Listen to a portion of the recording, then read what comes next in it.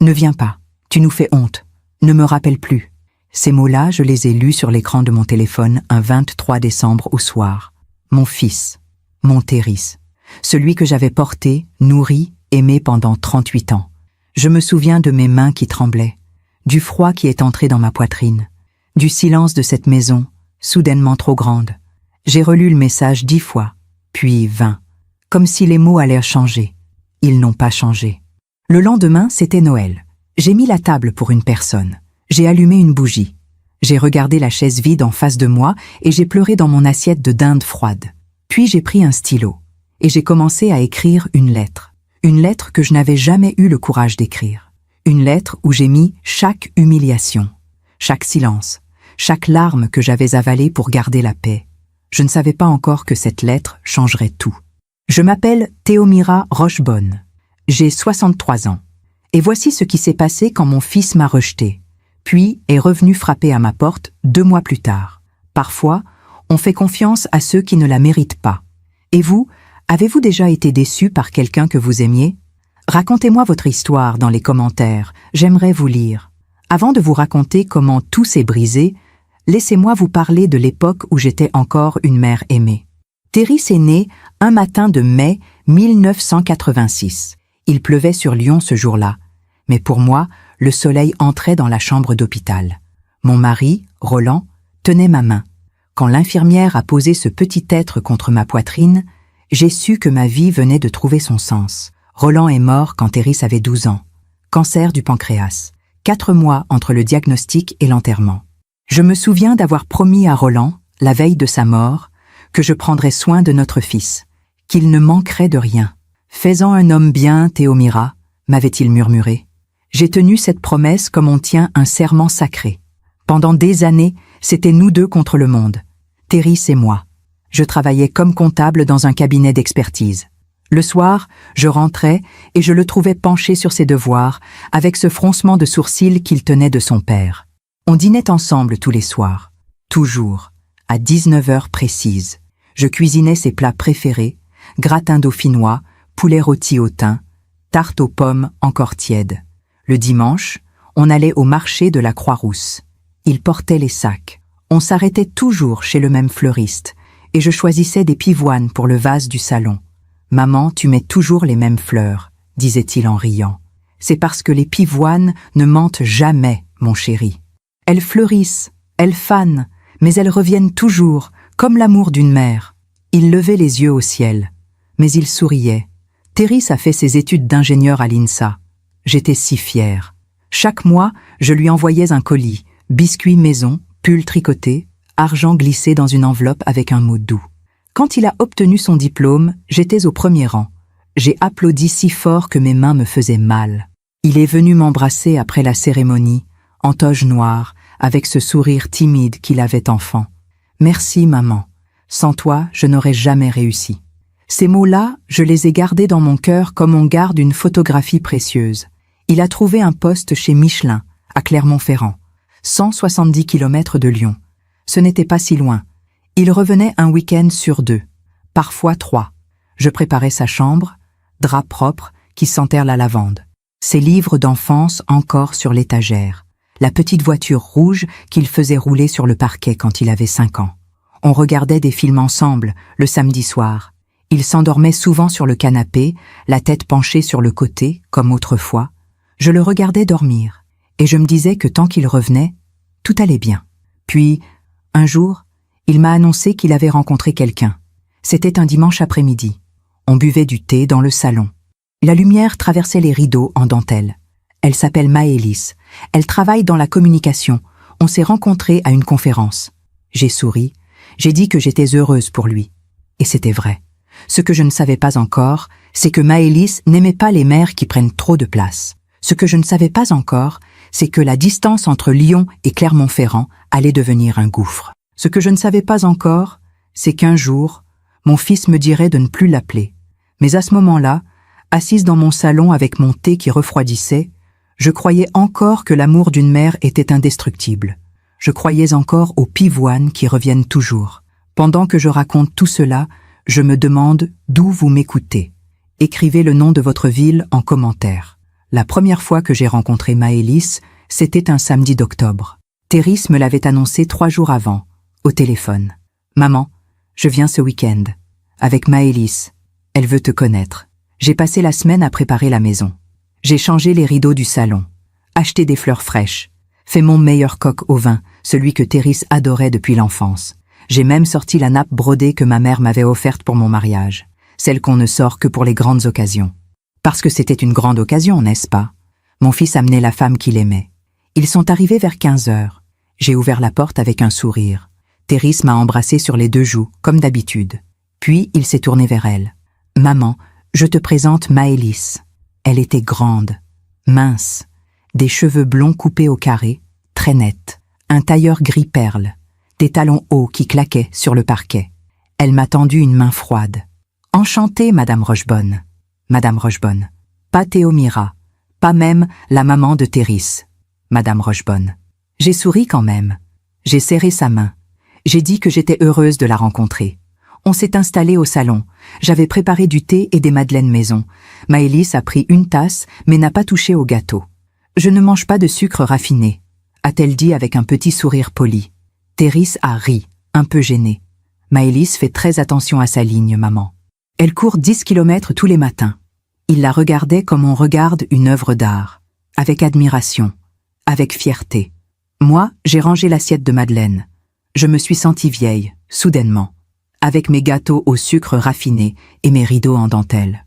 Pendant le déjeuner, j'ai servi le coq au vin. L'odeur remplissait la salle à manger. Thérèse a fermé les yeux en respirant. « Ah, ça sent l'enfance, ça !» Mais Maëlys a regardé le plat avec une expression que je n'ai pas su déchiffrer.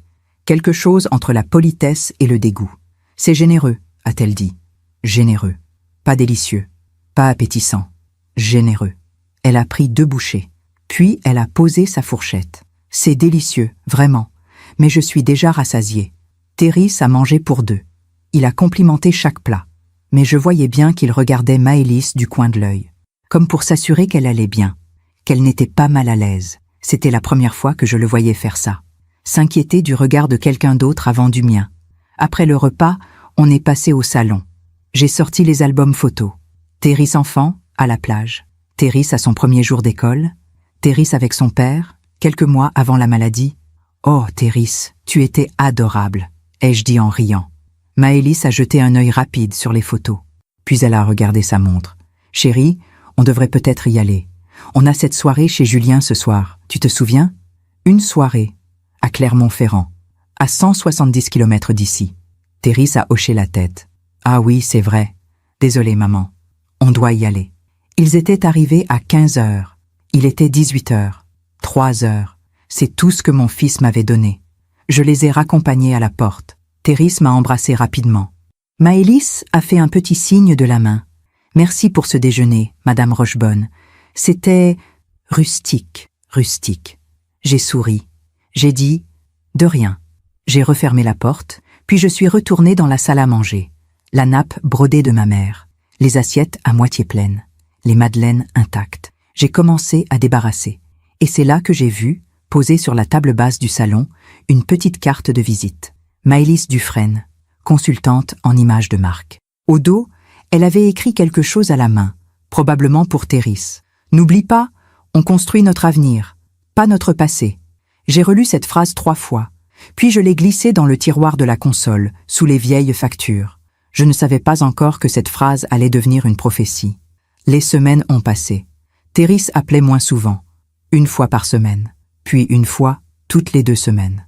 Quand je lui demandais comment allait Maëlys, il répondait toujours la même chose. « Elle va bien, elle t'embrasse. » Mais elle ne m'embrassait jamais vraiment. Et lentement, sans que je m'en rende compte, la distance entre Lyon et Clermont-Ferrand s'est mise à grandir. Pas en kilomètres, en silence. Ils se sont mariés au printemps suivant. Un mariage en petit comité, à Clermont-Ferrand, dans une salle élégante avec vue sur les volcans d'Auvergne. J'ai reçu l'invitation par la poste. Un carton crème, sobre, avec leurs 2 noms gravés en lettres dorées. Maëlys Dufresne et Thérèse Rochebonne ont le plaisir de vous inviter à leur union. Au dos, une note manuscrite de Thérèse. « Maman, ce sera un mariage intime. Juste la famille proche et quelques amis. On espère que tu comprendras. » Comprendre quoi? que mon fils unique se mariait et que j'étais priée de rester discrète, mais j'ai souri quand même. J'ai envoyé un mot de félicitation. J'ai acheté une robe bleu marine, élégante, mais pas trop voyante. Je ne voulais pas faire d'ombre à la mariée. Le jour du mariage, je suis arrivée 1 heure avant la cérémonie. La salle était décorée de roses blanches et de bougies. Tout était parfait. Glacial. Parfait. Maëlys portait une robe fourreau ivoire, très moderne, très épurée. Ses cheveux blonds étaient tirés en arrière. Elle ressemblait à une statue de porcelaine. Quand je me suis approchée pour la féliciter, elle m'a embrassée sur les joues. 2 bises rapides, sans chaleur.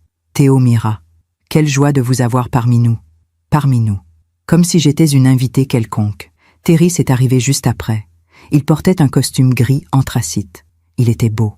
Tellement beau que j'ai eu les larmes aux yeux. Il m'a embrassée. Merci d'être là, maman.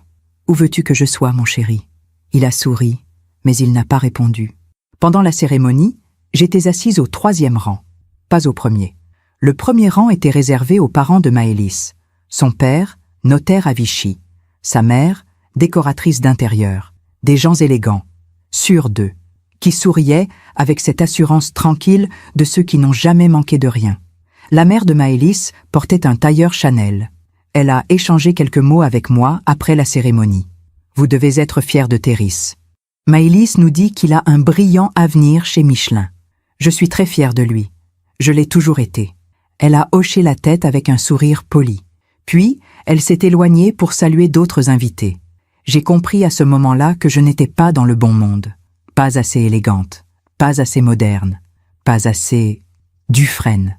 Pendant le repas, j'étais placée à une table au fond de la salle, avec des cousins éloignés de Maëlys que je ne connaissais pas. Terry et Maëlys étaient à la table d'honneur, entourés de leurs amis. Ils riaient, ils trinquaient, ils avaient l'air heureux. Je les regardais de loin, et je me disais que peut-être c'était mieux comme ça. Peut-être que je devais accepter de devenir une ombre dans la vie de mon fils, pour qu'il puisse être heureux, pour qu'il puisse briller sans que je le retienne. Vers 22 heures, Terry est venu me voir.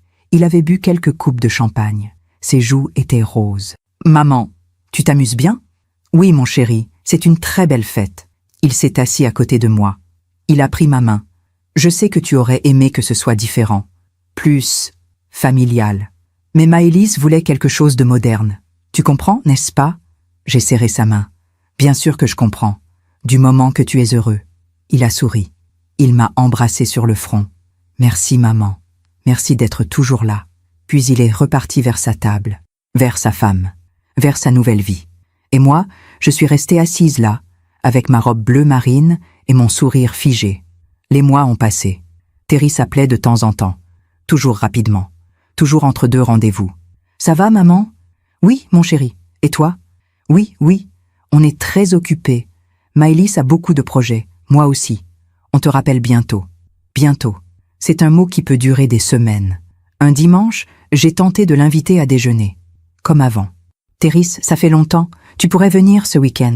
Je ferai ton gratin dauphinois. » Il y a eu un silence au bout du fil. « Maman, on a beaucoup de choses en ce moment. Maëlys organise un dîner important samedi. Et dimanche, on va chez ses parents. »« Ah, d'accord. Une autre fois alors. »« Oui, une autre fois. Promis. » J'ai raccroché. J'ai regardé le téléphone dans ma main. Une autre fois.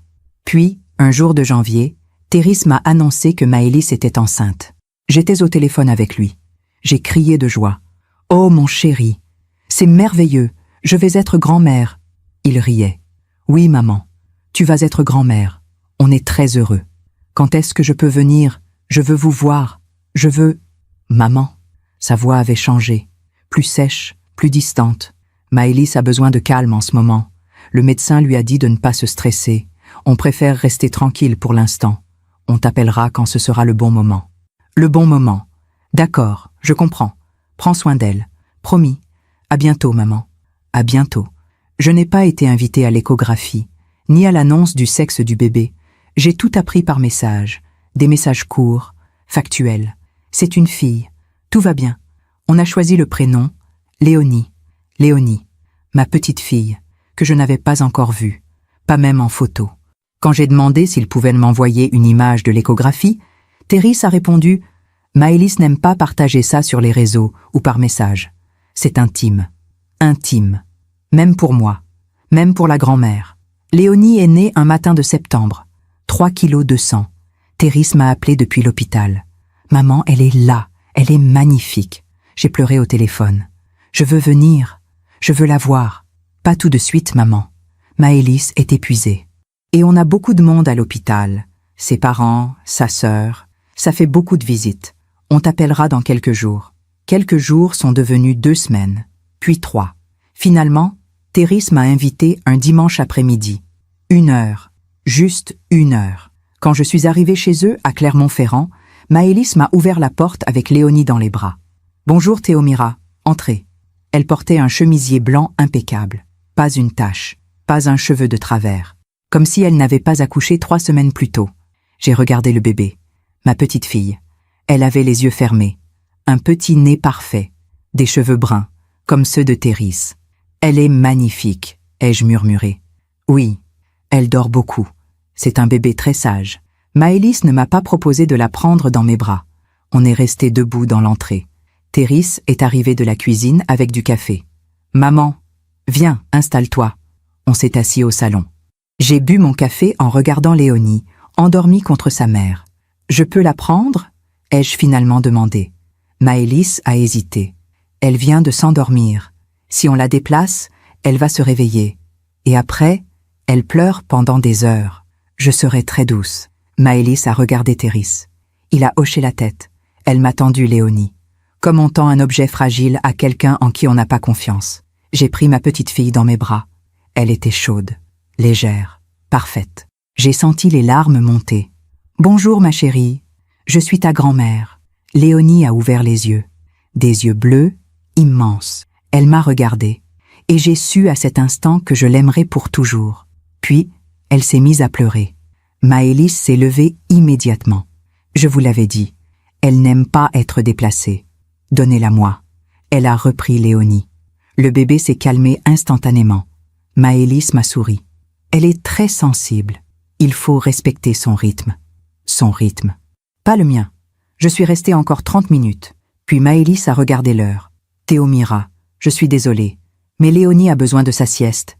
Et moi aussi, franchement. Thérèse m'a raccompagnée à la porte. Merci d'être venue, maman. C'est normal, mon chéri. C'est ma petite fille. Il a hoché la tête. Mais il n'a rien dit. Je suis rentrée à Lyon, seule, avec dans le cœur l'image de Léonie qui pleurait dans mes bras. Et je me suis dit que peut-être j'avais fait quelque chose de mal. Peut-être que je n'étais pas la bonne grand-mère pour cette famille parfaite. Peut-être que je devais apprendre à me faire plus petite encore, pour qu'ils m'acceptent. Je me demande encore si j'ai fait le bon choix. Et vous, qu'auriez-vous fait à ma place? Les mois ont passé comme passent les saisons quand on les regarde de loin. Léonie a grandi. J'ai regardé grandir ma petite fille à travers des photos envoyées par message. Des photos que je n'avais pas le droit de partager. Maëlys préfère garder ça privé, me disait Thérèse. Privé. Même pour moi. Léonie a eu 1 an. Puis 2. Puis 3. Je la voyais 2 ou 3 fois par an. Toujours chez eux. Toujours sur rendez-vous. Toujours avec Maëlys qui surveillait chaque geste, chaque mot. Ne lui donne pas de bonbons, Théomira. On ne veut pas qu'elle prenne de mauvaises habitudes. Ne la laisse pas courir pieds nus, elle pourrait attraper froid. Ne lui raconte pas d'histoires tristes. On veut qu'elle grandisse dans la joie. Je hochais la tête, je souriais, je me taisais. Puis, un 2e bébé est arrivé. Un garçon, cette fois. Ils l'ont appelé Aurélien. J'ai appris la grossesse par un message. J'ai appris la naissance par un autre message. Aurélien est né ce matin. 3,5 kg. Tout va bien. J'ai demandé quand je pouvais venir. Maëlys a besoin de se reposer. On te dira. On m'a dit 3 semaines plus tard. 1 heure, le dimanche après-midi. J'ai pris le train. J'ai apporté des cadeaux pour Léonie et Aurélien. Des petits livres. Un doudou brodé à la main. Quand Maëlys a ouvert les paquets, elle a souri poliment. C'est très généreux, Théomira. Mais nous avons déjà beaucoup de jouets. Et nous préférons les matières biologiques certifiées pour les enfants. Elle a rangé mes cadeaux dans un placard. Je ne les ai jamais revus. Les années ont continué. Léonie est entrée à l'école. Aurélien a fait ses premiers pas. Et moi, je continuais d'exister dans les marges de leur vie. Je les appelais 1 fois par semaine. Toujours le dimanche soir, à 19 h. C'était devenu un rituel. Mais souvent, Thérèse ne répondait pas. Ou il répondait rapidement, entre deux activités. Maman, on est en train de dîner. Je te rappelle plus tard. Il ne rappelait jamais. Un jour, j'ai décidé de leur rendre visite sans prévenir. C'était un samedi de mars. Il faisait beau. J'ai pris le train de bonne heure. Je me suis dit que peut-être, si je passais comme ça, naturellement, ils seraient contents de me voir. J'ai sonné à leur porte vers 11 heures. J'avais apporté une tarte aux pommes encore tiède. C'est Maëlys qui a ouvert. Elle portait une tenue de sport, ses cheveux étaient attachés en queue de cheval. Elle m'a regardé comme si j'étais un témoin de Jéhovah. « Théomira, qu'est-ce que vous faites là ?» Je passais dans le coin. Je me suis dit que... « Vous passiez dans le coin ?» Son ton était glacial. « Théomira, Clermont-Ferrand n'est pas sur la route de Lyon. On ne passe pas dans le coin par hasard. » J'ai baissé les yeux. Je voulais voir les enfants. Elle a soupiré. Un long soupir, fatigué. Thérèse n'est pas là. Il est parti jouer au tennis avec des collègues. Et moi, j'allais justement emmener les enfants au parc. Je peux venir avec vous ? Non. Le mot était tombé comme une pierre. Non, Théomira. Les enfants ont leur routine. Ils ne comprennent pas les visites impromptues. Ça les déstabilise. Je suis leur grand-mère. Je sais qui vous êtes. Mais ça ne change rien au fait qu'on a besoin de stabilité ici. Elle a pris la tarte de mes mains. Merci pour le gâteau. Je dirai à Thérèse que vous êtes passé. Mais la prochaine fois, prévenez-nous avant de venir. Et elle a refermé la porte. Je suis restée là, sur le palier, à regarder cette porte close. Puis je suis redescendue. J'ai pris le train. Je suis rentrée à Lyon. Et pendant tout le trajet, j'ai essayé de comprendre ce que j'avais fait de mal. Le soir même, Thérèse m'a appelée. « Maman, Maëlys m'a dit que tu étais passée. »« Oui, je voulais vous voir. » Il y a eu un silence. « Maman, tu ne peux pas débarquer comme ça. On a une vie, des emplois du temps. Je sais, mon chéri. Je suis désolée. Ce n'est pas grave. Mais la prochaine fois, appelle avant. D'accord ? D'accord.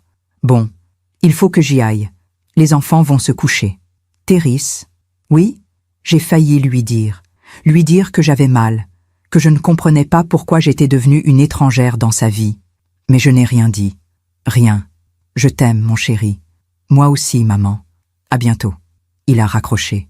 Et moi, je suis restée assise dans mon salon, avec le téléphone dans la main et les larmes sur les joues. Quelques semaines plus tard, j'ai reçu un message de Thérèse. « Maman, on a décidé de déménager.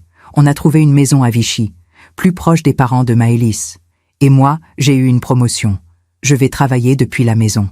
Vichy, 250 km de Lyon. C'est merveilleux, mon chéri. Je suis fière de toi. Merci, maman. On organise une pendaison de crémaillère le mois prochain.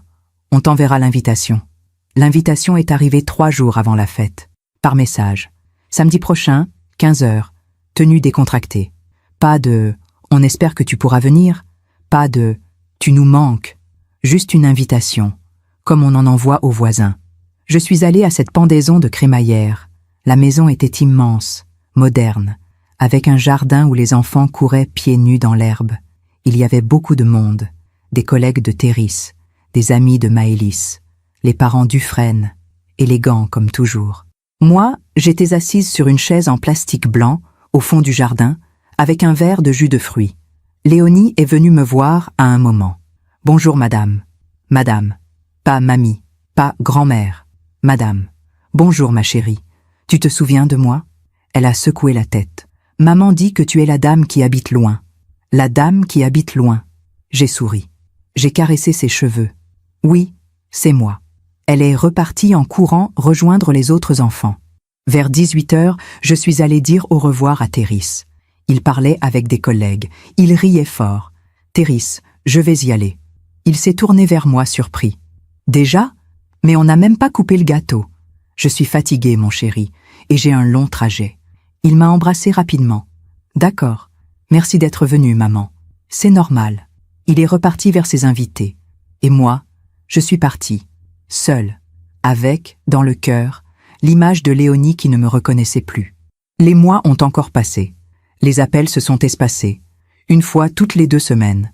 Puis, une fois par mois. À chaque anniversaire, j'envoyais des cadeaux, des cartes, des mots doux. Je recevais des messages de remerciement. Courts, polis. Merci pour le cadeau. Les enfants sont contents. Pas de photos, pas de nouvelles détaillées. Juste des merci automatiques. Puis est arrivé ce mois de décembre. Décembre 2023. J'ai appelé Thérèse début décembre pour savoir s'il viendrait pour Noël. Comme avant. Comme quand il était enfant et qu'on décorait le sapin ensemble. Il n'a pas répondu. J'ai laissé un message. Thérèse, c'est maman. J'aimerais savoir si vous venez pour Noël. Je préparerai tout ce que tu aimes. Rappelle-moi. Il a mis 3 jours à répondre, par message. Maman, on passe Noël chez les parents de Maëlys. C'est plus simple avec les enfants. J'ai relu ce message 10 fois. Puis j'ai écrit « Et moi ?»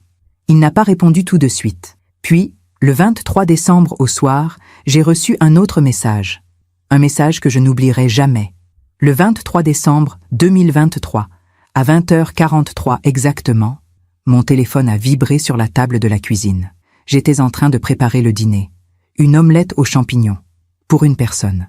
J'ai pris le téléphone. Un message de Thérèse. J'ai souri. Je me suis dit qu'il avait peut-être changé d'avis. Qu'il allait me dire de venir quand même à Vichy. Ou qu'ils viendraient tous à Lyon pour Noël. J'ai ouvert le message. Et mon cœur s'est arrêté. Maman, je t'en prie, arrête d'insister. On a pris notre décision. On passe Noël chez les Dufresne.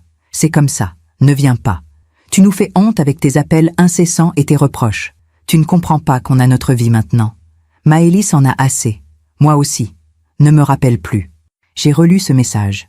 1 fois, 2 fois, 10 fois. Ne viens pas. Tu nous fais honte. Ne me rappelle plus. Les mots dansaient devant mes yeux.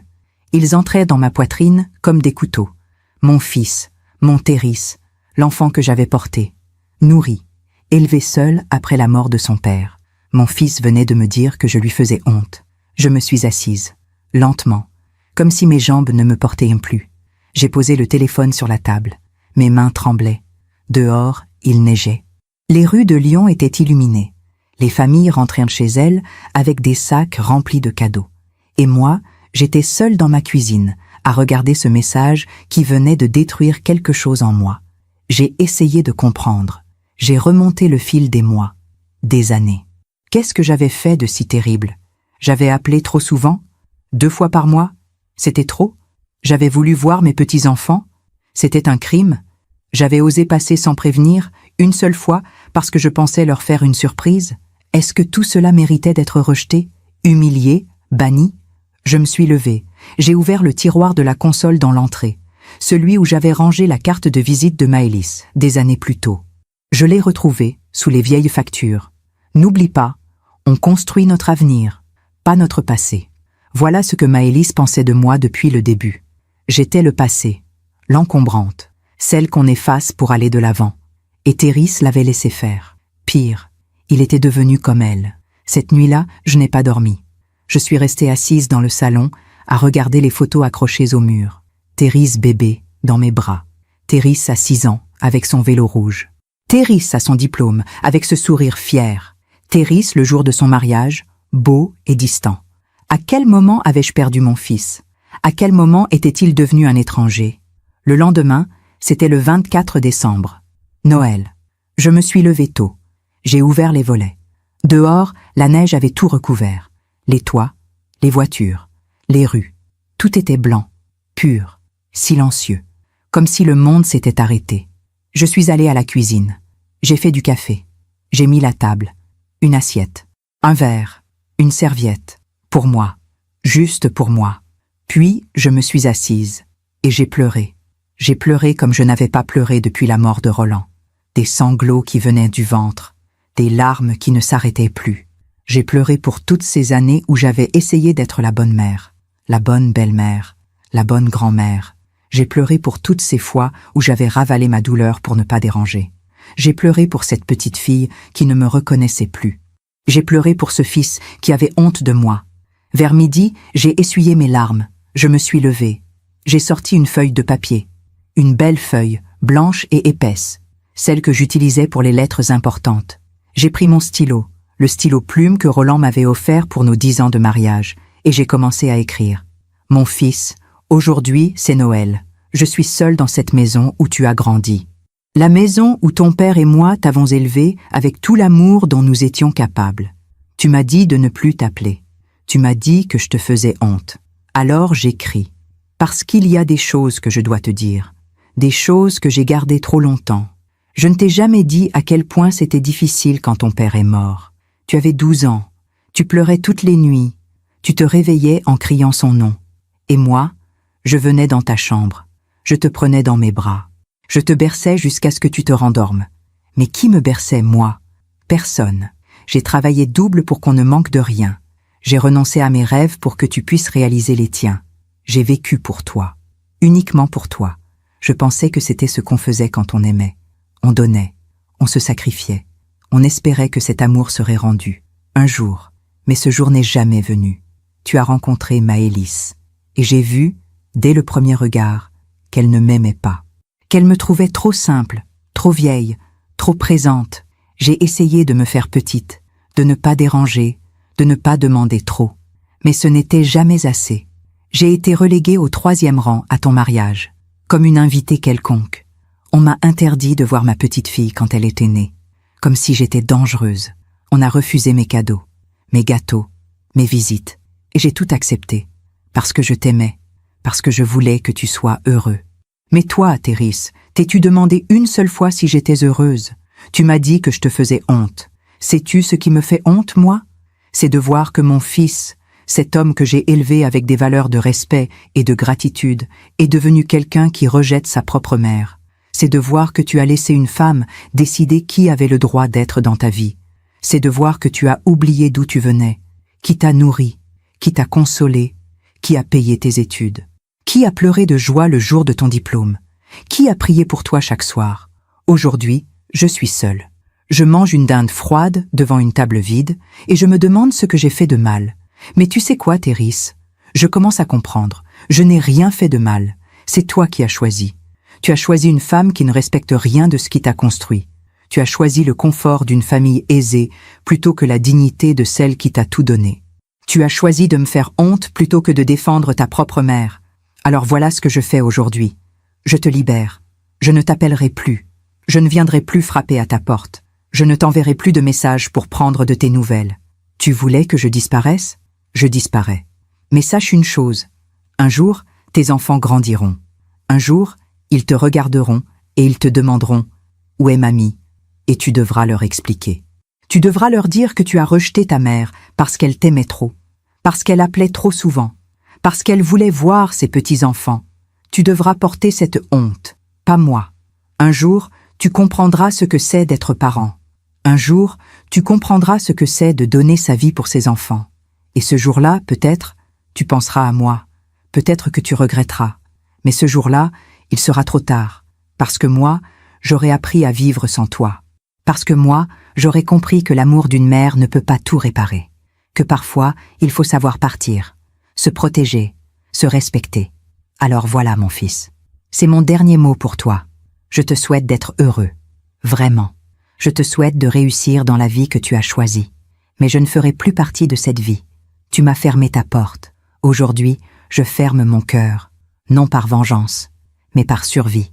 Parce qu'une mère peut tout donner. Mais elle ne peut pas disparaître pour faire plaisir à son enfant. Prends soin de toi. Prends soin de tes enfants. Et si un jour, tu te demandes où je suis, regarde cette lettre. Elle sera ma réponse. Ta mère, Théomira. J'ai relu cette lettre 3 fois. Puis, je l'ai pliée. Soigneusement. En 4. Je l'ai glissée dans une enveloppe blanche. J'ai écrit sur l'enveloppe « Pour Théris, quand il sera prêt à comprendre ». Et je l'ai rangée dans le tiroir de ma table de nuit.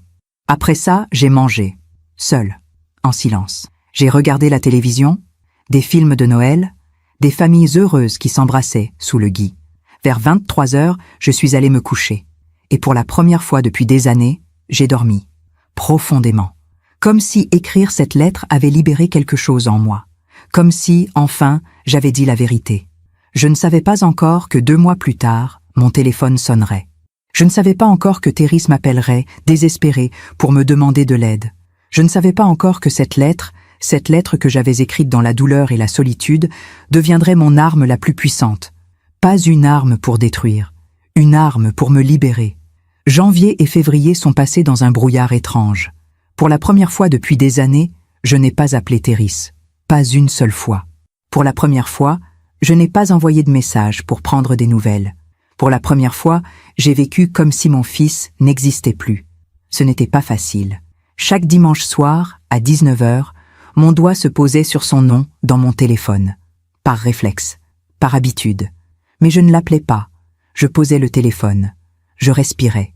Et je me répétais les mots de ma lettre. Je te libère. J'ai commencé à remplir mes journées autrement. Je me suis inscrite à un cours de peinture à l'aquarelle, le mardi après-midi. Quelque chose que j'avais toujours voulu faire, mais que je n'avais jamais eu le temps. J'ai rejoint un club de lecture à la bibliothèque du quartier. On se réunissait le jeudi soir pour discuter de romans. J'ai rencontré des femmes de mon âge. Certaines veuves comme moi, d'autres divorcées, d'autres encore qui avaient aussi des enfants distants. On parlait, on riait, on partageait nos histoires sans jugement. Pour la première fois depuis longtemps, je me sentais moins seule. Un soir, en février, une femme du club de lecture m'a invitée à dîner chez elle. Elle s'appelait Colette. Elle avait 67 ans et un rire contagieux. On a bu du vin rouge. On a mangé du gigot d'agneau. On a parlé de nos vies. À un moment, elle m'a demandé « Tu as des enfants, Théomira ?» J'ai hésité. « J'ai un fils. Il habite loin ?»« Oui, à Vichy. »« Tu le vois souvent ?» J'ai regardé mon verre. « Non, plus maintenant. » Colette a hoché la tête. Elle n'a pas posé d'autres questions. Elle a juste posé sa main sur la mienne. « Moi non plus. Je ne vois plus ma fille. Ça fait 3 ans. Dispute familiale. Héritage. » Elle a souri tristement. « On pense qu'on va mourir de chagrin. Mais on survit. On apprend à vivre autrement. » J'ai serré sa main et j'ai compris que j'étais sur le bon chemin. Le 24 février, un samedi matin, mon téléphone a sonné. J'étais en train de prendre mon petit déjeuner, des tartines beurrées et du thé. J'ai regardé l'écran. Théris. Mon cœur s'est arrêté. 2 mois. 2 mois de silence. Et maintenant, il appelait. J'ai laissé sonner. 1 fois, 2 fois, 3 fois. Ma main tremblait au-dessus du téléphone. Puis j'ai décroché. Oui, ma voix était sèche, distante. Je ne l'avais pas voulu. Mais c'est sorti comme ça. « Maman !» La voix de Théris était brisée, fatiguée. « Maman, j'ai besoin de te parler. Je t'écoute. » Il y a eu un long silence. J'entendais sa respiration au bout du fil. « Maman, on a un problème. Un gros problème. » J'ai attendu. Je n'ai rien dit. La boîte où je travaillais, ils ont fait faillite. J'ai été licenciée en janvier. Mon cœur s'est serré malgré moi. « Oh, Théris !»« Attends, ce n'est pas tout. » Sa voix tremblait. On avait contracté un gros crédit pour la maison. Un crédit sur 30 ans. Avec mon salaire et celui de Maëlys, on y arrivait. Mais là, je ne retrouve rien. Le marché de l'emploi est catastrophique et Maëlys, elle ne gagne pas assez seule. Et ses parents ? J'avais posé la question sans réfléchir. Théris a ri. Un rire amer. Ses parents ? Son père a investi tout son argent dans une société qui a coulé. Ils sont ruinés. Ils viennent de vendre leur maison à Vichy pour rembourser leurs dettes. Je ne savais pas quoi dire. Maman, on ne peut plus payer le crédit. La banque nous a donné un ultimatum. On a 2 semaines pour quitter la maison. On est expulsés. Le mot était tombé comme une bombe. Expulsé. Mon fils. Ses enfants. Expulsés. Théris, je suis désolée. Vraiment. C'est terrible. Maman. Il a marqué une pause. Maman, est-ce qu'on peut venir chez toi ? Juste quelques mois. Le temps que je retrouve du travail. Moi, Maëlys, Léonie et Aurélien. J'ai fermé les yeux. Voilà. Voilà pourquoi il appelait. Pas pour s'excuser. Pas pour me demander comment j'allais. Pas pour me dire qu'il regrettait. Non. Pour me demander un service. Théris, tu te souviens du dernier message que tu m'as envoyé ? Silence. Le 23 décembre. Tu m'as dit de ne plus t'appeler. Tu m'as dit que je te faisais honte. Maman, Non. Laisse-moi finir. Ma voix tremblait. Mais je continuais. Pendant 2 mois, tu ne m'as pas donné de nouvelles. Tu ne m'as pas appelé pour t'excuser. Tu ne m'as pas demandé comment j'allais après avoir passé Noël seule. Maman, j'étais sous pression. Maëlys était quoi, Théris ? Silence. Maëlys était en colère. Elle trouvait que tu en faisais trop, que tu nous étouffais. Les mots sont entrés dans ma poitrine comme des lames. Je vous étouffais, en appelant 2 fois par mois, en voulant voir mes petits-enfants 3 fois par an ? Maman, tu ne comprends pas ? Non, Théris, c'est toi qui ne comprends pas. J'ai pris une grande inspiration. Tu m'appelles aujourd'hui parce que tu as besoin de moi. Pas parce que tu m'aimes, pas parce que tu regrettes, mais parce que tu n'as plus personne d'autre. Ce n'est pas vrai. Alors pourquoi tu ne m'as pas appelé en janvier quand tu as été licenciée ? Pourquoi tu ne m'as pas appelé en février quand la situation s'aggravait? Silence. Tu ne m'as appelé qu'aujourd'hui parce que la banque vous expulse dans 2 semaines. Maman, je t'en prie, on n'a nulle part où aller. Les enfants, pense aux enfants. Léonie a 6 ans. Aurélien en a 3. Ils ne peuvent pas dormir dehors. Et là, j'ai senti quelque chose se briser en moi. Non pas de douleur, mais de clarté. Théris, écoute-moi bien. Je ne vais pas te dire non. J'ai entendu son soupir de soulagement. Merci, maman, merci. Je savais que... Mais je ne vais pas te dire oui non plus. Pas comme ça. Pas au téléphone. Quoi? Viens chez moi, toi, Maëlys et les enfants. Venez me voir, en face. Maman, on n'a pas le temps de... Vous avez 2 semaines. Vous avez le temps. Ma voix était ferme maintenant. Si vous voulez mon aide, vous viendrez ici, à Lyon, dans cette maison où tu as grandi, et on parlera, tous ensemble. Théris a hésité. D'accord, on viendra demain. Non, pas demain, samedi prochain, le 2 mars, à 15 heures. Maman, pourquoi attendre? Parce que j'ai besoin de temps pour réfléchir. Et toi aussi. Mais, samedi 2 mars, 15 heures. Si vous ne venez pas, je considérerai que vous avez trouvé une autre solution. Et j'ai raccroché. J'ai posé le téléphone sur la table. Mes mains tremblaient. Mon cœur battait à tout rompre. Mais pour la première fois depuis des années, je ne pleurais pas. Pour la première fois, je n'avais pas cédé immédiatement. Pour la première fois, j'avais posé mes conditions. Les jours suivants ont été étranges. Je continuais mes cours d'aquarelle, mon club de lecture, mes promenades dans le parc. Mais dans ma tête, je préparais ce moment. J'ai relu ma lettre, celle que j'avais écrite le soir de Noël. J'ai relu chaque mot, chaque phrase, et j'ai su ce que j'allais faire. Le vendredi soir, la veille de leur venue, j'ai sorti la lettre de son enveloppe. Je l'ai posée sur la table du salon, puis j'ai préparé la maison. J'ai nettoyé, rangé, aéré. J'ai mis des fleurs fraîches dans le vase, des pivoines, comme avant. Mais cette fois, je ne les mettais pas pour eux. Je les mettais pour moi. Le samedi 2 mars à 14h58, la sonnette a retenti. Je me suis regardée dans le miroir de l'entrée. Cheveux gris coiffés en chignon, chemisier blanc, pantalon noir. J'étais prête. J'ai ouvert la porte. Ils étaient tous les 4 sur le palier. Théris, les traits tirés, des cernes sous les yeux, plus maigre qu'avant. Maëlys, pâle, les cheveux moins parfaits que d'habitude. Elle portait un jean et un pull. Pas de tailleur, pas de talons. Léonie qui me regardait avec curiosité, et Aurélien qui tenait la main de sa mère. « Bonjour », ai-je dit simplement. « Bonjour maman », a dit Théris. Maëlys a hoché la tête. « Bonjour, Théomira. » Entrez. Ils sont entrés, lentement, comme s'ils entraient dans une maison inconnue. Pourtant, c'était la maison où Théris avait grandi. On s'est installé au salon. J'ai servi du thé, des biscuits pour les enfants. Léonie et Aurélien se sont assis sur le tapis, silencieux. Théris et Maëlys étaient sur le canapé, côte à côte. Moi, j'étais dans le fauteuil en face d'eux. Et entre nous, sur la table basse, il y avait la lettre, l'enveloppe blanche avec cette inscription « Pour Théris, quand il sera prêt à comprendre ». Théris l'a vue. Son regard s'est figé. « Maman, qu'est-ce que c'est ?»« C'est une lettre que j'ai écrite le soir de Noël, le soir où tu m'as dit de ne plus t'appeler. » Le silence était assourdissant. Avant de décider si je peux vous aider, je veux que tu lises cette lettre. Théris a regardé Maëlys. Elle a détourné les yeux. « Oh, maman, on n'a pas le temps pour... Vous avez 2 semaines avant l'expulsion. Vous avez 10 minutes pour lire une lettre. » Ma voix était calme, ferme. « Lis, Théris. » Il a pris l'enveloppe. Ses mains tremblaient. Il a sorti la lettre, l'a dépliée, et il a commencé à lire. Je l'ai regardé pendant qu'il lisait. J'ai vu ses yeux s'élargir, sa mâchoire se crisper. J'ai vu les larmes monter.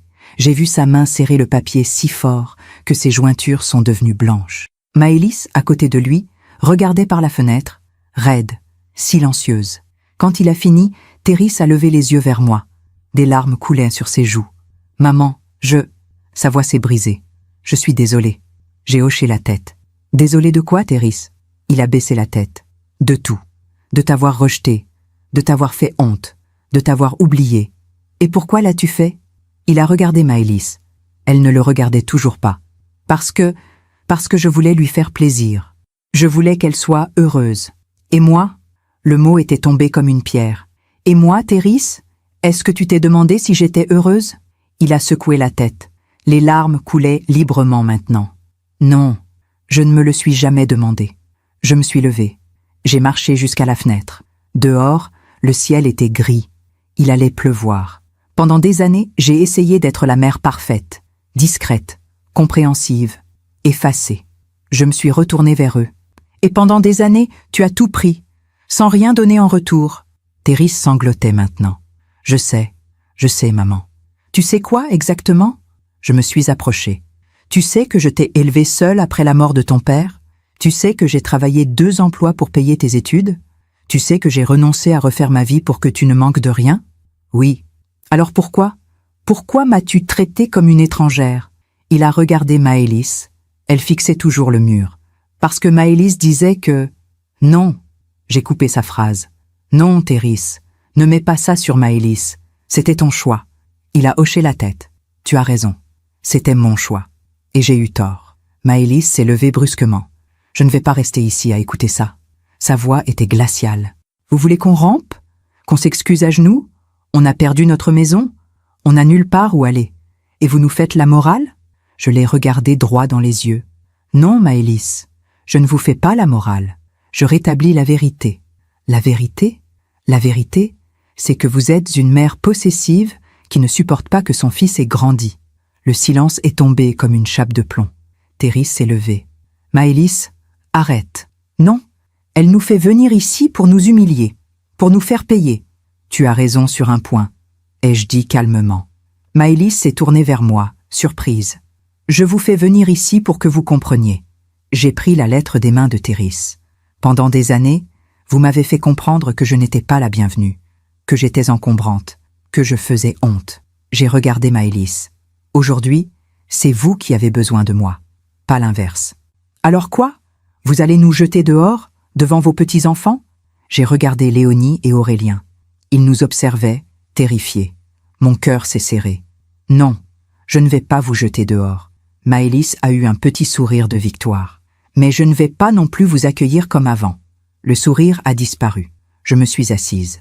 Voici ce que je propose. J'ai regardé Therese. Vous pouvez rester ici, toi, Maëlys et les enfants, le temps que tu retrouves du travail. Therese a soupiré de soulagement. Merci, maman. Merci, Mais, ai-je continué, il y aura des conditions. Maëlys s'est raidie. Quelles conditions? Premièrement, respect.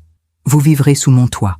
Vous respecterez mes règles, mes horaires, ma maison. J'ai marqué une pause. Deuxièmement, participation. Vous contribuerez aux tâches ménagères, aux courses, au ménage. Je ne suis pas votre domestique. Maëlys a ouvert la bouche pour protester, mais je l'ai arrêté. Troisièmement, reconnaissance. Chaque semaine, vous me direz merci, pas par obligation, mais parce que vous comprendrez ce que je fais pour vous. J'ai regardé Therese dans les yeux. Et quatrièmement, honnêteté. Plus de mensonges, plus de fausses promesses, plus de rejets silencieux. Si quelque chose ne va pas, on en parle, comme une vraie famille. Therese a hoché la tête. D'accord, on accepte. Therese a sifflé Maëlys. Tu ne peux pas accepter ces... Si. Il s'est tourné vers elle. Maëlys, on n'a pas le choix. Et elle a raison, on l'a traitée comme une moins que rien. Et maintenant, on lui demande de nous sauver. Alors oui, j'accepte ces conditions. Toutes. Maëlys a serré les poings. Mais elle n'a rien dit. Bien, ai-je dit. Vous pouvez emménager dans 3 jours, le temps que je prépare les chambres. Merci, maman. Therese s'est approchée. Il a voulu m'embrasser. Je l'ai arrêté. Therese.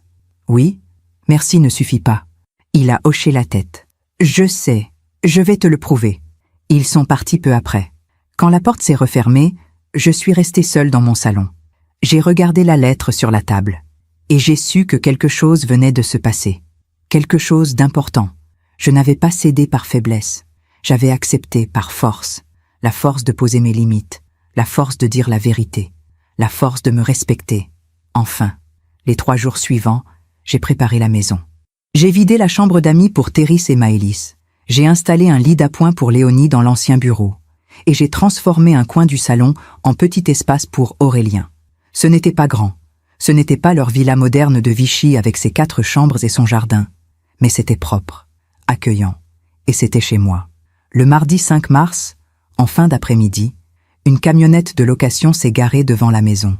J'ai regardé par la fenêtre. Terry s'est descendu le premier. Il portait un carton. Ses épaules étaient voûtées.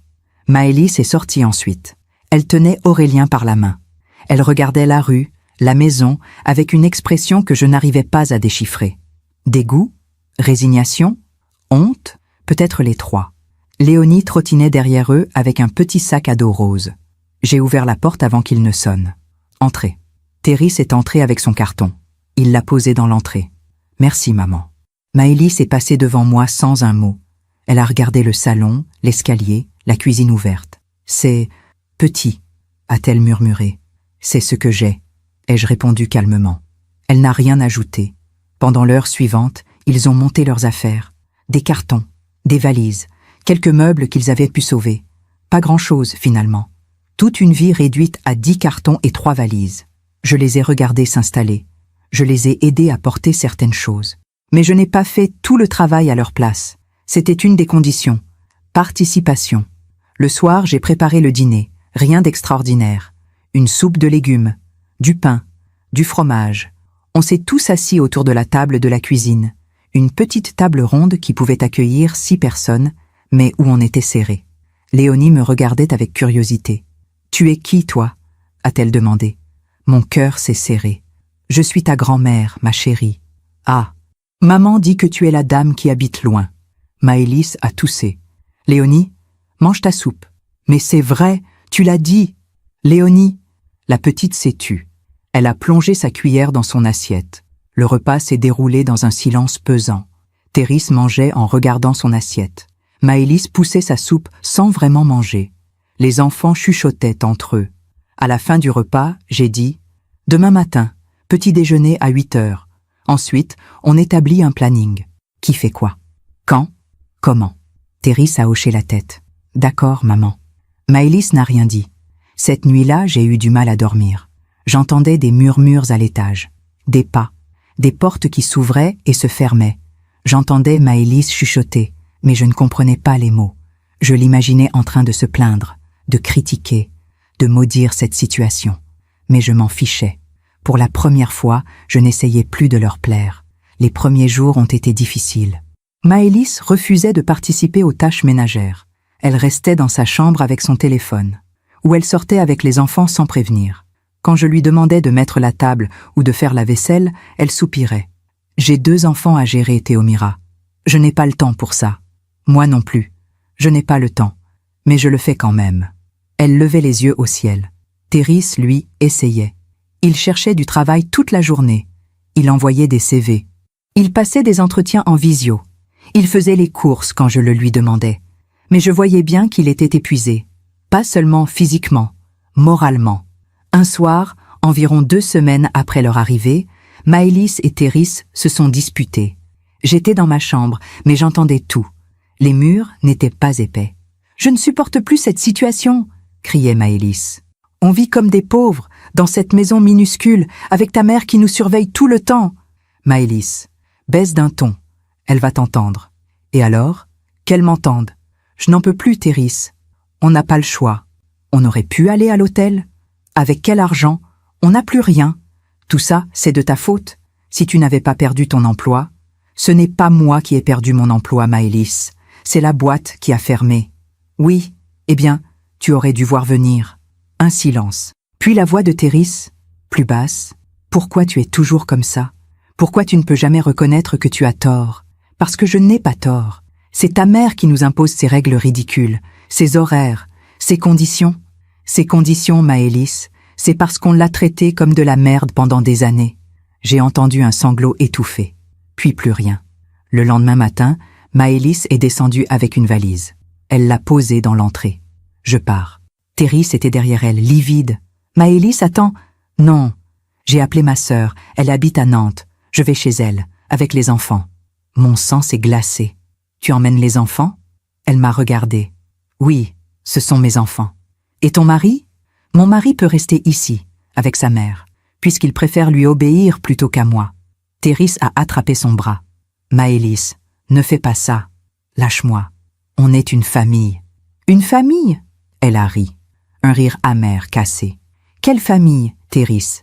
Une famille qui vit chez belle-maman parce que monsieur a tout perdu? Ce n'est pas ma faute. Tout est ta faute. Elle a ouvert la porte. Viens, Léonie. Aurélien. On s'en va. Les enfants sont apparus en haut de l'escalier. Léonie tenait son sac à dos rose. Aurélien suçait son pouce.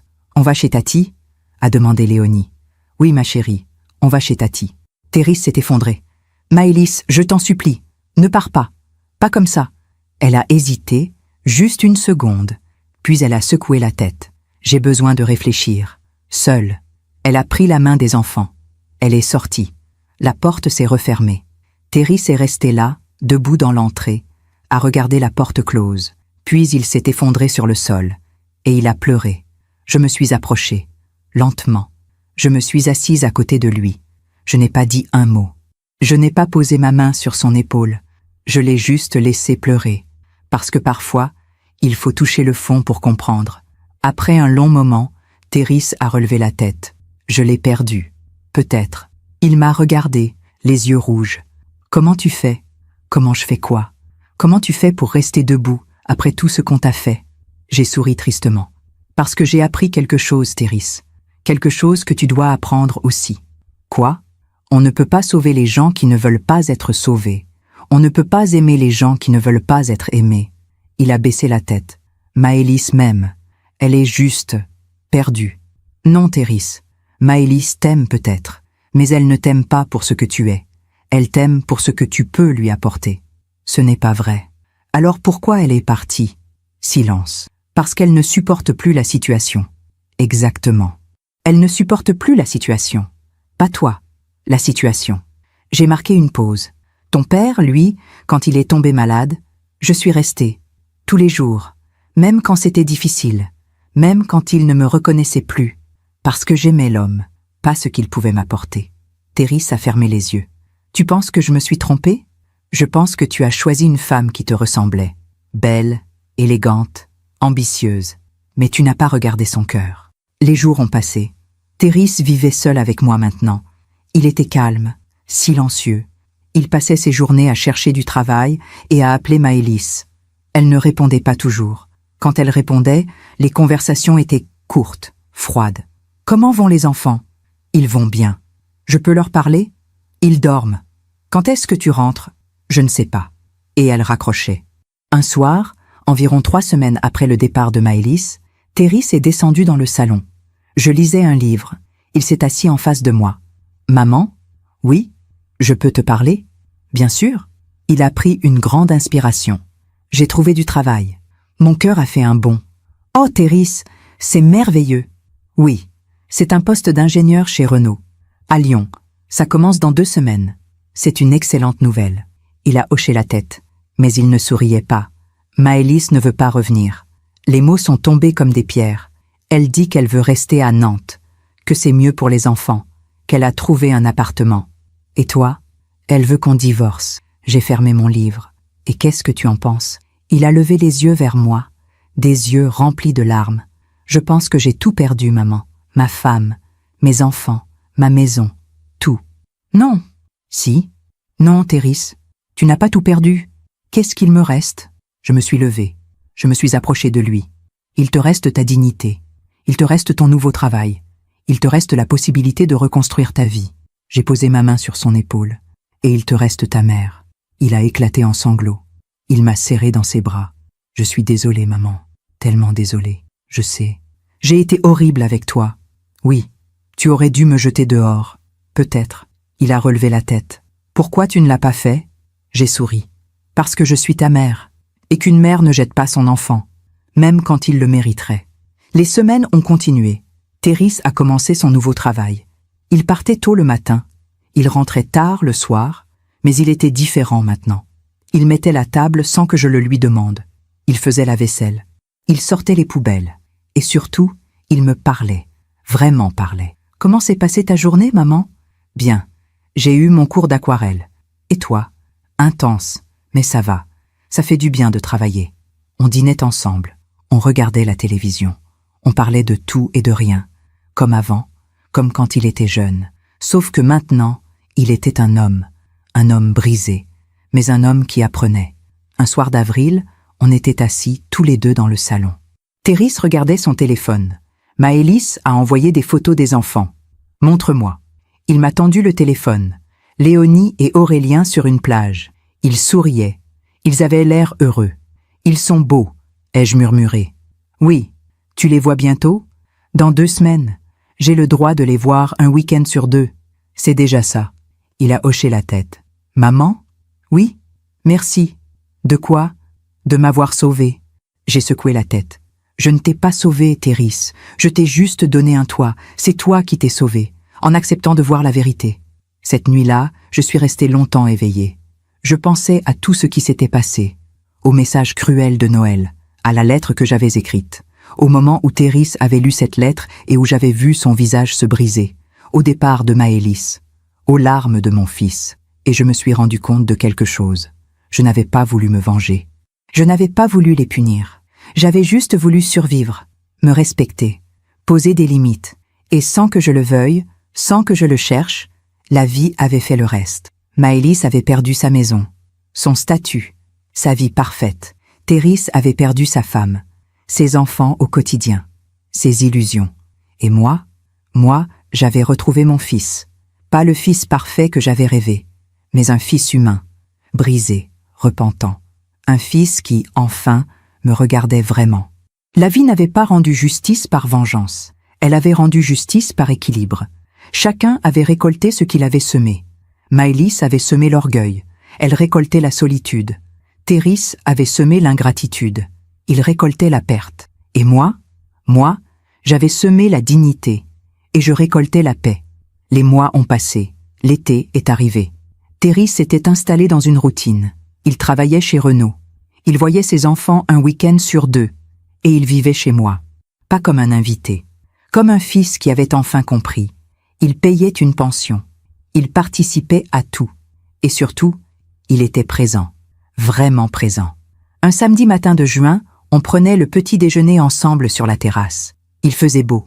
Les pivoines du jardin étaient en fleurs. « Maman, j'ai quelque chose à te dire. » J'ai levé les yeux de mon café. « Je t'écoute.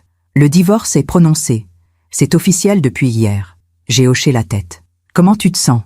Il a regardé son café. Soulagé, triste, les deux en même temps. C'est normal. Maëlys a la garde principale. Moi, j'ai un week-end sur 2 et la moitié des vacances. Et financièrement, je paie une pension alimentaire. Ce qui est juste. Ce sont mes enfants. Il a marqué une pause. Mais tu sais ce qui est étrange? Quoi? Maëlys voulait que je paie aussi pour elle. Une pension compensatoire. Et le juge a refusé. J'ai froncé les sourcils. Pourquoi? Parce qu'elle travaille, parce qu'elle a des revenus. Et parce que... Il a hésité. Parce que quoi? Parce que le juge a dit qu'elle avait quitté le domicile conjugal de son propre chef, sans raison valable. Je n'ai rien dit, mais j'ai pensé à quelque chose. La vie rend toujours ce qu'on lui donne. Maëlys avait voulu tout contrôler, tout diriger. Elle avait cru qu'elle pouvait partir et tout garder. Mais la justice avait vu clair. Et ses parents? Ai-je demandé. Thérèse a soupiré. Ils ont vendu leur maison à Vichy. Ils vivent maintenant dans un petit appartement à Nantes, près de Maëlys, pour l'aider avec les enfants. Ils l'aident financièrement? Non, ils ne peuvent pas. Ils ont tout perdu dans leurs investissements. Il a bu une gorgée de café. Le père de Maëlys a dû fermer son étude de notaire. Faillite personnelle. Il cherche du travail maintenant, à 62 ans. Je me suis souvenu de cet homme élégant au mariage de Thérèse, sûr de lui, hautain. Cet homme qui m'avait à peine regardé parce que je n'étais pas assez bien. Et maintenant, il cherchait du travail. Je n'ai pas ressenti de joie, juste une forme de compréhension. La vie avait fait son travail. Et Maëlys? Comment va-t-elle?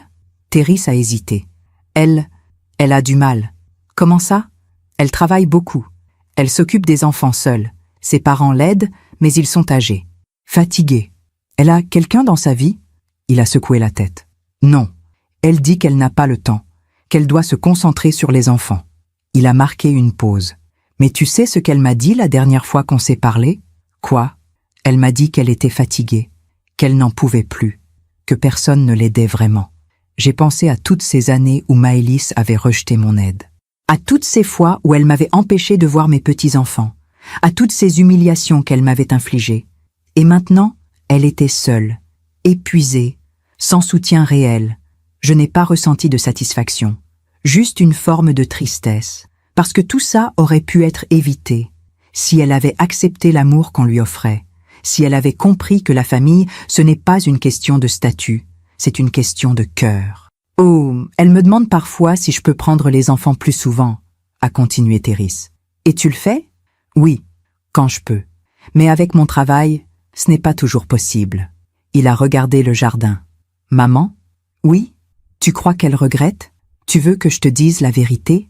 Oui, je pense qu'elle regrette la situation, mais pas ses choix. Thérèse a hoché la tête lentement. Tu as raison. Juillet est arrivé. Thérèse devait prendre les enfants pour 2 semaines. Les vacances d'été. Maman, je peux les emmener ici? Bien sûr.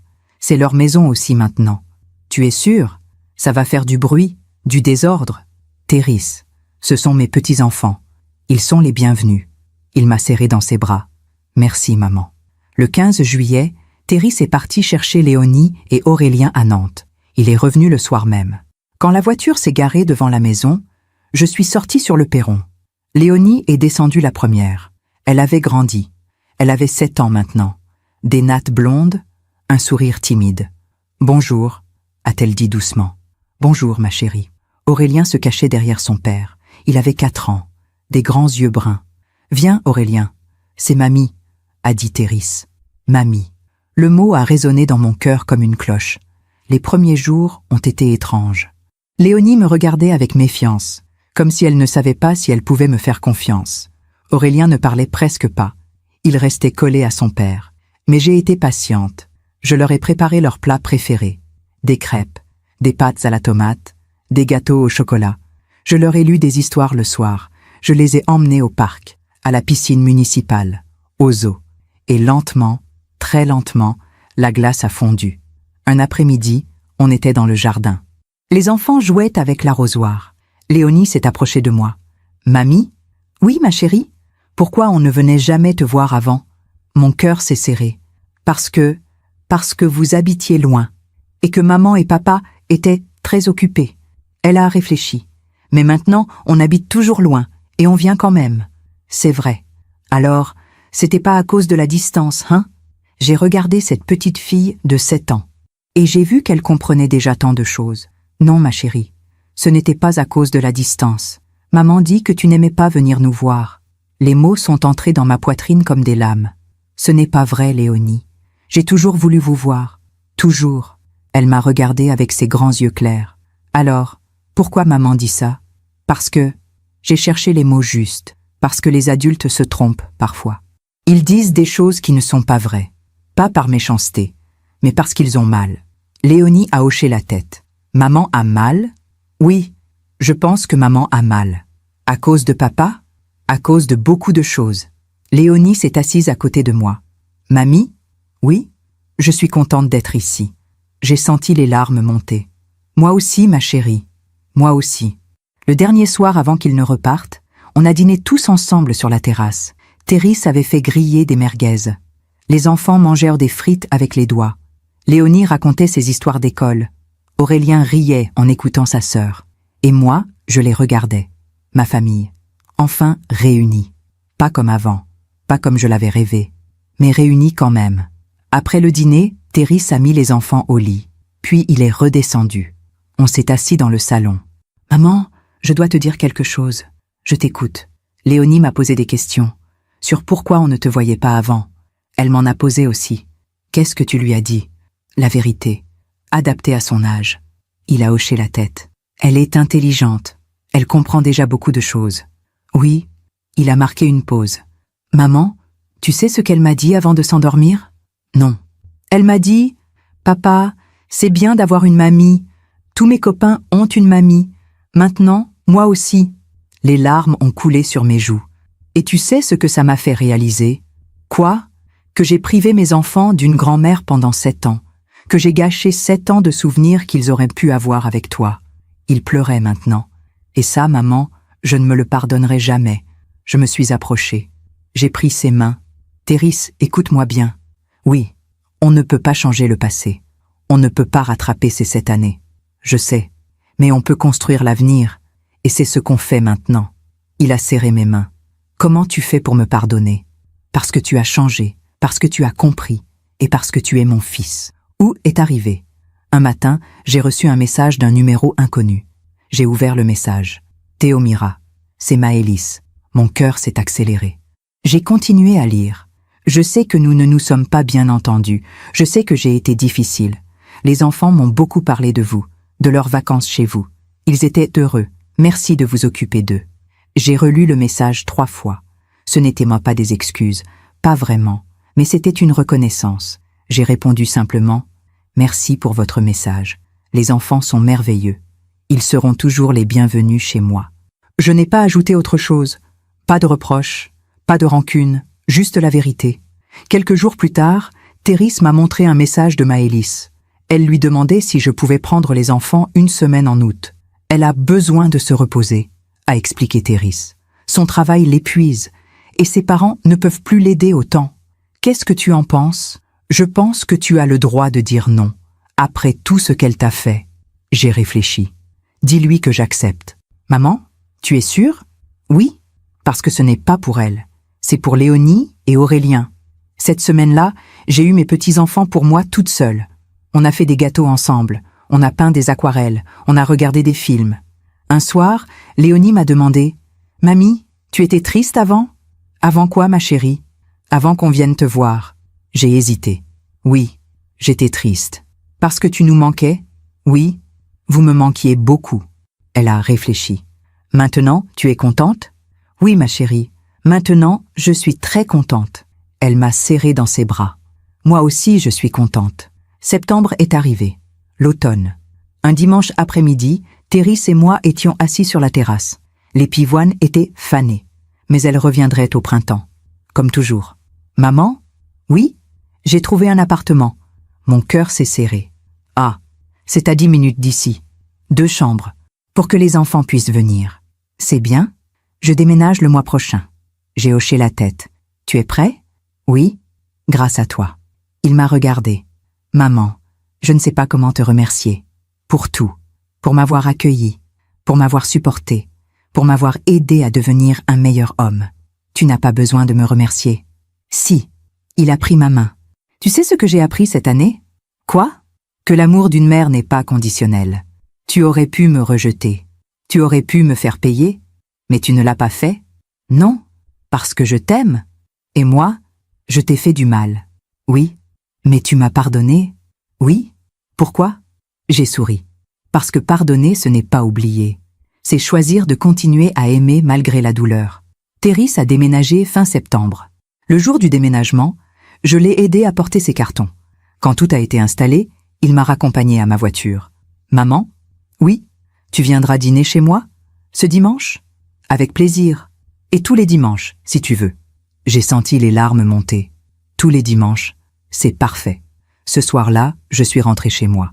La maison était vide, mais elle n'était plus silencieuse, parce que maintenant, elle était remplie de souvenirs.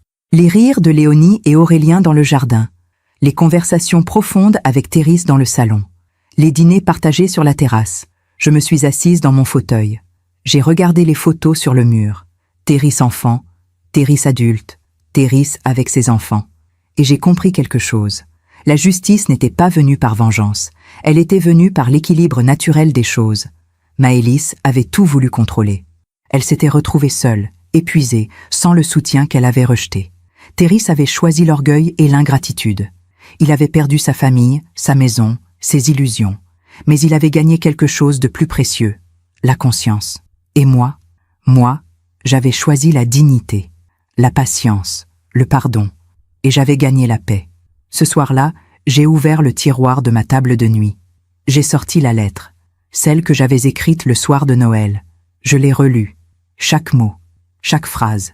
Et j'ai réalisé que cette lettre n'avait pas été une arme. Elle avait été une libération. J'ai pris une allumette, je l'ai craquée. J'ai approché la flamme du papier. La lettre a brûlé lentement. Les mots ont disparu dans les flammes, parce que je n'en avais plus besoin. Parce que la douleur était partie, parce que j'avais retrouvé ce que j'avais perdu. Pas mon fils tel qu'il était, mais mon fils tel qu'il aurait toujours dû être. La vie finit toujours par rendre ce qu'on lui donne. Maëlys m'avait traité de folle. Des années plus tard, je l'ai imaginée seule dans son appartement à Nantes, épuisée, regardant ses enfants dormir et se demandant où tout avait dérapé. La vie finit toujours par rendre ce qu'on lui donne. Nous sommes maintenant en décembre 2024, exactement 1 an après ce message cruel que Thérisse m'avait envoyé. 1 an après ce Noël que j'avais passé seule, à pleurer dans mon assiette. 1 an après avoir écrit cette lettre qui a tout changé. Ce matin, je me suis réveillée différemment. Pas avec cette lourdeur dans la poitrine que j'avais portée pendant des années. Pas avec cette question qui tournait en boucle. Qu'est-ce que j'ai fait de mal? Non. Ce matin, je me suis réveillée avec la certitude d'avoir fait ce qu'il fallait. Je suis descendue préparer le petit déjeuner. Thérisse arrive à 10 heures, avec Léonie et Aurélien. On passe Noël ensemble cette année. Ici, dans cette maison, comme avant, mais différemment. Pendant que le café passait, j'ai regardé par la fenêtre. Il neigeait, comme l'année dernière. Mais cette fois, la neige ne me faisait pas peur. Cette fois, elle était belle. À 10 heures précises, la sonnette a retenti. J'ai ouvert la porte. Léonie s'est jetée dans mes bras. « Mamie, mamie, on est là !» Aurélien me serrait la jambe. « Mamie, regarde, il neige !» Thérisse était derrière eux, les bras chargés de cadeaux. « Bonjour, maman. Bonjour, mon chéri. » Il m'a embrassée, sur les 2 joues, puis il m'a serrée dans ses bras. « Joyeux Noël, maman. Joyeux Noël. » On a passé la matinée à décorer le sapin. Léonie accrochait les boules avec application. Aurélien mettait les guirlandes n'importe comment. Thérisse avait mis de la musique, des chants de Noël. Et moi, je les regardais. Ma famille, enfin réunie. Pas parfaite, mais réelle. Vers midi, on s'est installé à table. J'avais préparé le repas que Thérisse aimait enfant. Dinde rôtie au thym, gratin dauphinois, haricots verts au beurre. La table était mise avec soin. La nappe brodée de ma mère, les assiettes en porcelaine, les verres en cristal. Tout ce que j'avais sorti l'année dernière pour un dîner solitaire. Mais cette fois, la table était pleine. Avant de commencer, Thérisse a levé son verre. Je voudrais porter un toast. Tout le monde a levé son verre. Même Aurélien avec son jus de pomme. À mamie. Léonie a répété « À mamie !» À la femme la plus forte que je connaisse, a continué Thérisse. À celle qui m'a donné la vie, qui m'a élevée seule après la mort de papa, qui m'a tout donné, et que j'ai failli perdre par ma stupidité. Sa voix tremblait. À celle qui m'a appris que le pardon existe, que la dignité vaut plus que l'orgueil, et que l'amour d'une mère est la chose la plus précieuse au monde. Les larmes coulaient sur ses joues. Maman, je t'aime, et je passerai le reste de ma vie à te le prouver. J'ai essuyé mes propres larmes. Je t'aime aussi, mon chéri. On a trinqué, tous ensemble, et dans ce tintement de verre, j'ai entendu la guérison. Après le repas, on a ouvert les cadeaux. Léonie a déballé une poupée que je lui avais tricotée. Elle l'a serrée contre son cœur. Elle est trop belle, mamie. Je vais l'appeler Théomira, comme toi. Mon cœur a explosé de joie. Aurélien a reçu une petite voiture rouge, comme celle que Thérisse avait quand il était petit. « Vroom, vroom !» criait-il en la faisant rouler sur le parquet. Exactement comme son père 33 ans plus tôt. Puis Thérisse m'a tendu un paquet. « C'est pour toi, maman. » J'ai ouvert le papier cadeau. C'était un cadre. À l'intérieur, une photo de nous tous, prise l'été dernier dans le jardin. Thérisse, moi, Léonie et Aurélien, tous souriants. En dessous de la photo, une phrase gravée. Une famille se construit avec le cœur, pas avec le sang. Merci de nous avoir appris cela. J'ai regardé la photo longtemps. Cette photo que je n'aurais jamais cru possible 1 an plus tôt. L'après-midi, on a regardé un film. Les enfants se sont endormis sur le canapé. Thérisse et moi, on est sortis sur la terrasse. Il faisait froid, mais on avait nos manteaux. On est restés silencieux un moment, à regarder la neige tomber. Puis Thérisse a parlé. « Maman, tu te souviens de ce que tu m'avais dit? Que la vie finit toujours par rendre ce qu'on lui donne? » Oui, tu avais raison. Que veux-tu dire? Il a pris une grande inspiration. J'ai des nouvelles de Maëlys. Mon cœur s'est serré. Elle va bien? Physiquement, oui, mais il a hésité. Elle est seule, vraiment seule. Elle travaille tout le temps. Elle n'a pas d'amis, pas de vie sociale. Ses parents sont trop âgés pour vraiment l'aider. Et les enfants? Quoi, les enfants? Ils lui en veulent, Léonie surtout. Elle lui a demandé pourquoi elle nous avait empêchés de te voir pendant tant d'années. Qu'est-ce que Maëlys a répondu? Elle n'a rien répondu. Elle a changé de sujet. Il a marqué une pause. Tu sais ce que Léonie m'a dit ensuite? Non. Elle m'a dit, maman ment tout le temps. Elle dit que c'était toi qui ne voulais pas nous voir. Mais c'est pas vrai. Mamie nous a montré. Elle nous aime. Les larmes ont coulé sur mes joues. Ces enfants sont intelligents. Oui, et ils voient clair maintenant. Théris a regardé ses mains. Maëlys m'a appelé la semaine dernière. Elle pleurait. Pourquoi? Parce que Léonie lui a dit qu'elle voulait venir vivre avec moi, qu'elle préférait être avec son père et sa mamie. Mon cœur s'est arrêté. Et qu'est-ce que tu as dit? J'ai dit non. Pourquoi? Parce que Léonie a besoin de sa mère. Même si sa mère n'est pas parfaite, même si elle a fait des erreurs. Il m'a regardé. Tu m'as appris ça, maman. Tu m'as appris qu'on ne rejette pas les gens, qu'on les aide à devenir meilleurs. J'ai pris sa main. Tu as bien fait. Mais tu sais ce qui est étrange. Quoi? Maëlys m'a demandé si tu accepterais de prendre les enfants plus souvent. Elle te l'a demandé? Oui. Elle a dit qu'elle avait besoin d'aide, qu'elle n'en pouvait plus, et que... Il a hésité. Et que les enfants sont heureux avec toi. Je n'ai rien dit pendant un long moment. Je pensais à toutes ces années où Maëlys m'avait rejeté, à toutes ces humiliations, à toutes ces portes fermées. Et maintenant, elle me demandait de l'aide. Qu'est-ce que tu en penses? A demandé Théris. Je pense qu'elle récolte ce qu'elle a semé. Oui, mais je pense aussi que les enfants ne doivent pas payer pour les erreurs de leurs parents. Théris m'a regardé, surpris. Tu veux dire que... Dis à Maëlys que j'accepte, que je prendrai les enfants aussi souvent que nécessaire. Maman, tu es sûre? Après tout ce qu'elle t'a fait? Oui, parce que ce n'est pas pour elle. C'est pour Léonie et Aurélien. Il m'a serré dans ses bras. Comment tu fais pour être si... bonne? Je ne suis pas bonne, Théris. Je suis juste en paix. On est rentré à l'intérieur. Les enfants dormaient toujours. Je me suis assise dans mon fauteuil. J'ai regardé ce salon où j'avais pleuré tant de fois. Ce salon où j'avais écrit cette lettre un soir de Noël. Ce salon où Théris avait lu cette lettre et où tout avait changé. Et j'ai compris quelque chose. La justice n'est pas venue par vengeance. Elle est venue par la vérité, par le courage de dire non, par le courage de poser des limites, par le courage de se respecter. Maëlys avait tout voulu contrôler. Elle avait tout perdu. Son mari, sa maison, son statut, sa tranquillité. Elle vivait maintenant ce que j'avais vécu. L'épuisement, la solitude, le poids d'être seule avec des enfants. Mais la différence, c'est qu'elle n'avait personne vers qui se tourner, parce qu'elle avait rejeté tous ceux qui voulaient l'aider. Théris, lui, avait perdu beaucoup, mais il avait gagné l'essentiel, la conscience, l'humilité, la gratitude.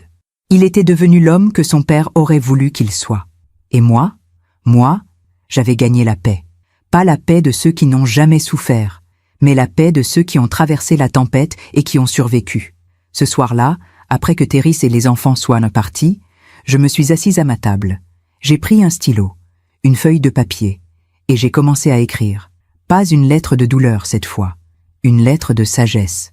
À toutes les femmes qui m'écoutent, je m'appelle Théomira. J'ai 63 ans, et voici ce que la vie m'a appris.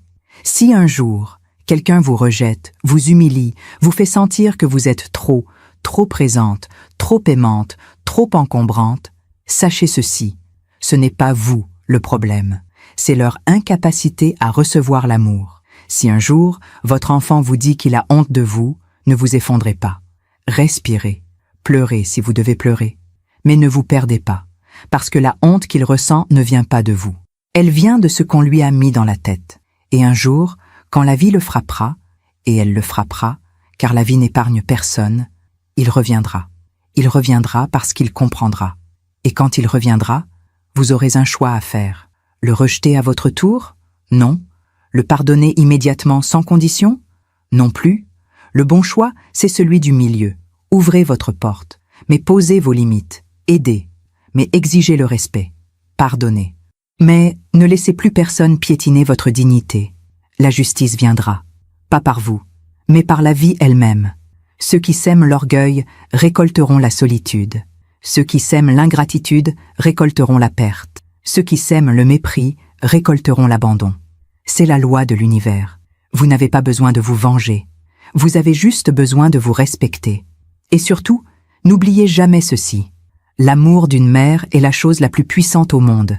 Pas parce qu'il est aveugle, mais parce qu'il est conscient. Il sait pardonner. Mais il sait aussi dire non. Il sait donner. Mais il sait aussi recevoir. Il sait aimer. Mais il sait aussi se protéger. Si mon histoire peut aider ne serait-ce qu'une femme à ouvrir les yeux, à se lever, à se respecter, alors tout cela aura eu un sens. Alors toutes ces larmes n'auront pas été vaines. Alors toute cette douleur sera devenue sagesse. Prenez soin de vous, aimez-vous, et n'oubliez jamais que vous méritez le respect. Toujours. Avec toute mon affection, Théomira. J'ai posé le stylo, j'ai relu cette lettre, et j'ai souri. Dehors, la neige continuait de tomber. Mais dans mon cœur, c'était le printemps, parce que j'avais survécu, parce que j'avais appris, parce que j'avais choisi la dignité plutôt que la vengeance, et parce que j'avais compris la plus grande leçon de toutes. On ne peut pas forcer les gens à nous aimer, on ne peut pas forcer les gens à nous respecter. Mais on peut se forcer soi-même à ne plus accepter le mépris, et c'est là que commence la vraie liberté. J'ai regardé les pivoines sécher dans le vase, elles reviendraient au printemps, comme toujours. Parce que les pivoines ne mentent jamais. Elles fleurissent, elles fanent, mais elles reviennent toujours, comme l'amour d'une mère, comme la justice de la vie, comme l'espoir. Et moi, Théomira Rochebonne, 63 ans, je suis là, debout, en paix, libre. Si cette histoire a touché votre cœur, partagez-la avec quelqu'un que vous aimez. Parfois, une histoire change toute une vie. Abonnez-vous pour entendre d'autres femmes qui ont transformé la douleur en sagesse. Chaque jour, une femme, une leçon de vie. Que Dieu vous bénisse et à très bientôt.